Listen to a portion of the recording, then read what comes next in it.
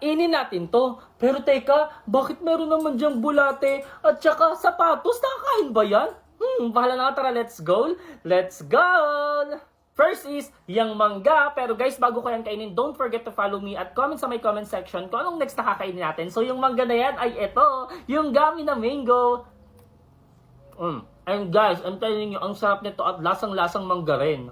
Next naman, yung bulate. Paano naman yun? Nakakadiri yan. Pero guys, bago ko yan kainin, mag-shoutout muna ako doon sa mga followers natin na nag-comment sa comment section natin sa last video na gusto magpa-shoutout sa atin. So ito, shoutout kay Axel N. Salonag, Prince Kiefer Agapito, kay Mig Orfinada Yasuham, and also kay Julia Shupan and kay Anadine Ortiz. Ayan. Hello, shoutout po sa inyong lahat. And guys, kung gusto nyo rin magpa-shoutout, comment kayo sa may comment section. So, ito na nga. Syempre, ito lang yung bulate natin.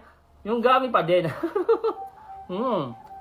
Pasensya na guys, medyo maingay yung background ko, pero huwag yun na yung pansinin.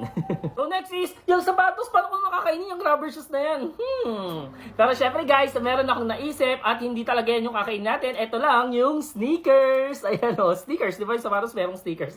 So ito na, kainin natin. Like, follow, comment, and share.